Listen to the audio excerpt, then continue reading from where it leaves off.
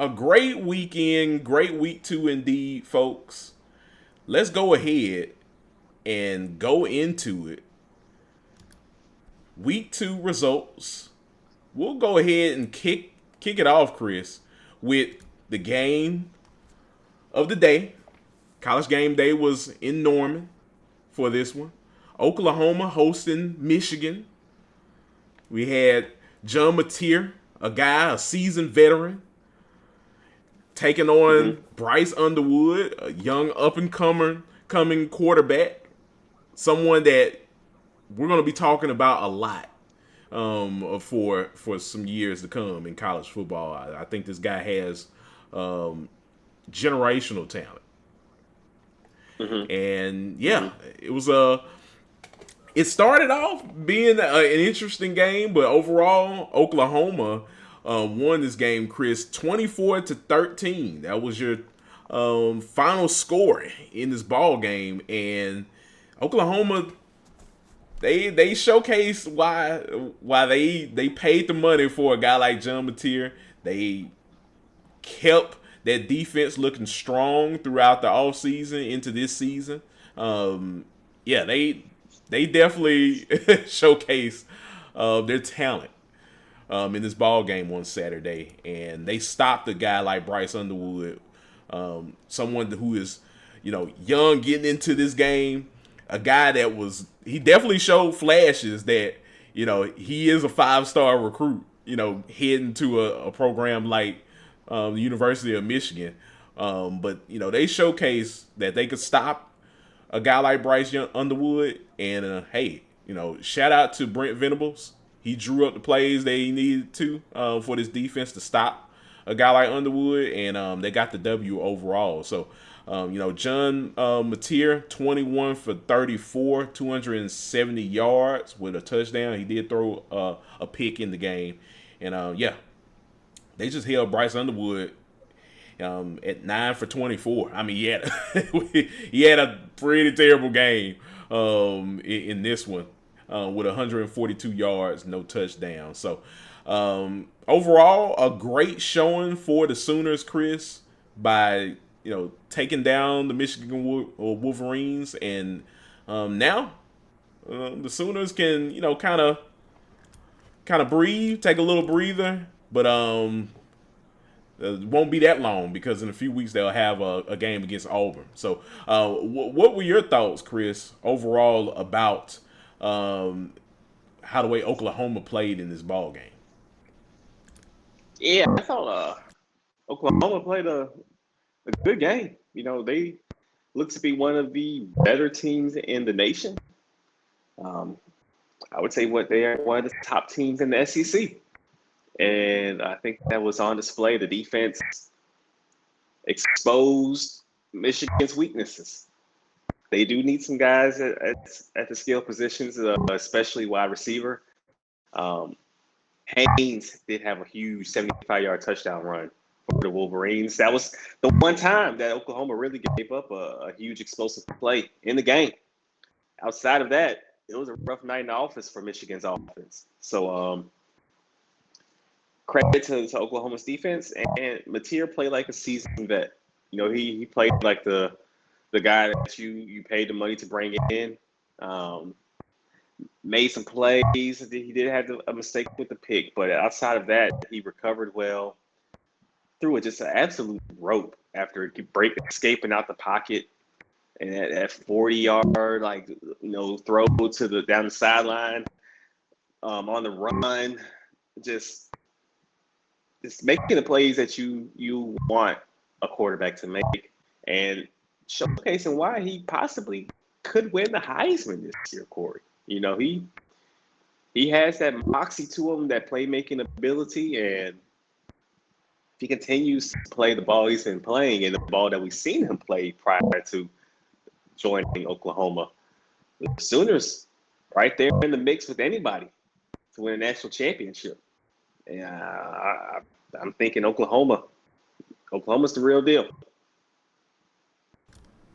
Yeah. I think Oklahoma showcased a lot of talent on Saturday, and like I said, hats off to the Sooners by stopping a guy like Bryce Underwood. Because man, can you imagine if they couldn't stop Bryce Underwood and he was just doing anything, carving up that defense from Oklahoma? Man, we would be singing a different tune right now on this podcast, talking about Brent Venables dropping the ball in a big game again, shocker, and not taking care of opponents that you would think he should take care of opponents. Well, in the manner that he should take care of them. I mean, he's there at Oklahoma for a reason. He's one of the best defensive minds in the country. Had he not took care of business, yeah, it would have been something else. But when you look at it, he did a really good job in slowing down that offense. And I'm sure Sharon Moore, he was thinking about this all week about what were the possibilities of that happening. And he probably looked on it. It was probably in a big percentage of Brent Venables definitely drawing up some plays to slow down Bryce Underwood and confuse him. Justice Haynes, he looked good. He was playing until the end, but overall they did stop him as well. But he did had a really good touchdown run in the ball game. So yeah, I think for Oklahoma fans, I'd definitely be satisfied with what you saw on Saturday. Next game up, you have I think you have to travel to Temple. It's a weird game. Weird game next week, but I think you should handle Temple just fine. I'm liking what I'm seeing from John Mateer, and hey, it's like what you said, Chris. I mean, this is a guy they brought in to showcase that Heisman-esque quality on the field, and hey, he's definitely showing it right now. I'm definitely intrigued to see how Mateer gels more week to week with the Sooners and with his offense. So hats off to him. If you're Michigan, I wouldn't hang my head that low after a loss like this, because you got a young quarterback and this guy's only going to get better from here on out. So I would, and I'm sure Sharon Moore's already talked to him. Of course, don't feel bad at all. Like this, you're gonna have a lot of these games, kid, and he's definitely going to get a lot of these opportunities going forward in his career. So you take the good with the bad, and then you go forward from there. I think that's probably what Sharon Moore is telling his team, what he's telling Bryce Underwood, and if you're a Michigan fan, I think that's the way you should look at it. Yeah, no, if you're a Michigan fan, you saw that you were outmatched. You understand that you were hopeful that you would find a way to win, but it's not an indictment on this ball club that that they lost to Oklahoma. It was a tough game. It wasn't like Oklahoma just blew them out the water. But you do know that this team will continue to work in the recruiting trail and in the portal. There will be new wide receivers for Bryce Underwood to be throwing to next season. I think that is evident. That has to be addressed. Because the talent just isn't there yet in the wide receiver room to match up with what you have at the backfield with Bryce and Haynes, with the O-line, and what the defense brings to the table. The wide receivers do have to improve. So once that is addressed, Michigan will be off and rolling. Because I feel like that was a glaring weakness that was exposed in this game. And also just, Underwood's inexperience. But that's going to come. That's going to happen. He has to continue to play these games to gain his XP and, develop into the guy that Wolverine fans have invested in having as their QB. So, nothing to hang your hat on or hang your head about. This team will be just fine as the season continues. Absolutely. absolutely. Yeah. Nothing to hang your head on with this game.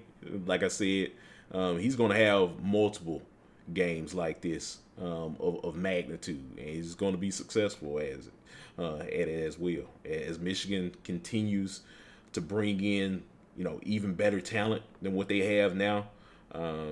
This team's going to jail just like he is, and they're going to be ready. So look at it that way if you're a Michigan fan. So I wouldn't be upset at all. So just keep playing hard, and just going from there. Same thing with Oklahoma. Especially Oklahoma, because you're in the SEC. Everyone's gonna beat up on each other, just like the Big Ten. And you got a brutal schedule. Yeah, Oklahoma and schedule's tough. yeah, definitely tough.